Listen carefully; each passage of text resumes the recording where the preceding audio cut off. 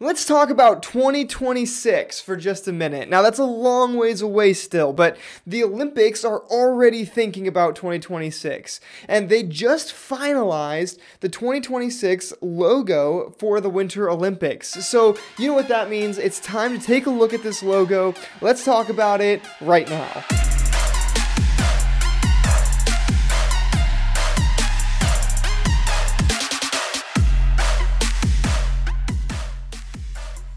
For the first time in Olympics history, they actually let the people vote on the Winter Olympics logo. Now, typically, I am never a fan of letting the fans vote on a logo. I just think it's a bad idea. But in this case, I can confidently say that the people got it right. So let's look at the two logos they had to choose from. This logo here was called Datto, and that was the first option. The second option was Futura, and it was this option here. Now, overwhelmingly, people voted for Futura. Over 75% of the vote went to Futura as the logo choice. So this is the logo that we're going to be seeing in 2026 for the Winter Olympics. But for a minute, I just want to talk about both of these logos, starting with this logo, the Datto logo. This logo mark is awful. Like 75% of the population was like, please, anything but this. This is just disgusting. The colors here are way too bright. They're way too saturated. They just don't blend well with each other. Whenever you're doing color theory, the more saturation you introduce into the elements,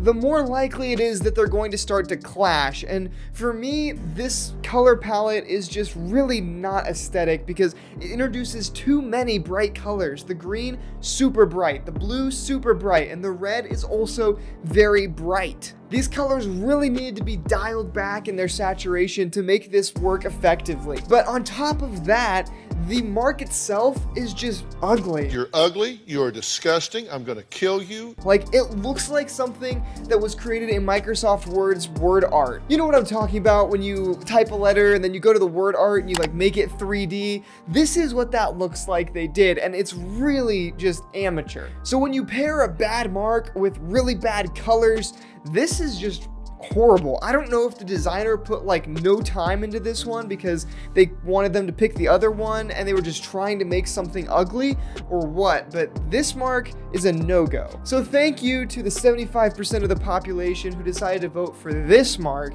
because this one, while not great, is a lot better than the other one. Now here we've got the 3D logo thing going on, and you know how I feel about three-dimensional logos. They are something I never recommend doing, but they do have a flat version as well, and it uses this gradient, which in my opinion is a really bad gradient. You'll notice in this gradient that there's actually three colors. You've got the green, a blue, and a red. And whenever you're doing gradient logos, I always suggest limiting it to 2 colors. When you get to multicolor gradients, introducing a lot of colors is gonna make the design start to look really busy and chaotic, so keep your colors down to a minimum. Aside from that, I think the way they ran the gradient, bottom left to top right, is just kind of boring. I don't think it looks very aesthetic. I would have liked to see them experiment with some different gradient lays for this logo. Now, as far as the logo itself, the way it's laid out is a little weird. I'm not a huge fan of the 2-6 zigzagging. In fact, I didn't even realize it was supposed to be a 26 until I read that, but it's not the worst I've seen. At least it keeps it simple, and you can use it in a flat or 3-dimensional format, so that seems to be okay. Now I want to talk for just a minute about this word mark here. See, whenever you're designing a word mark, the common misconception is that the beauty of a word mark, the aestheticness or the balance of a word mark, is in the letter forms used in the word. But that's actually not true. The balance of a word mark comes from the white space, the negative space in the word mark itself. This is why whenever you're designing a word mark, I recommend inverting the word so that you can't read it and it becomes just simple shapes. This can help you better space out the letters and fix any little weird things that don't look right in the word mark. In this case, because it's about the white space, the negative space in the word mark, there's some things that happen that make this look kind of imbalanced. The main example of this is the M. I really dislike the treatment they gave to the M and the A at the end of this word mark. See, the M is very spaced out, and that leaves a lot of white space in the letter of the M itself.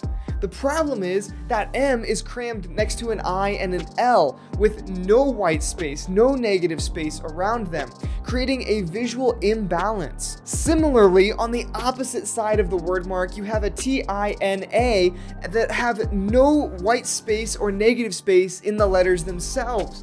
In fact, they're very heavy and dense, and the way that they're packed together makes that section of the word mark very heavy and very dense.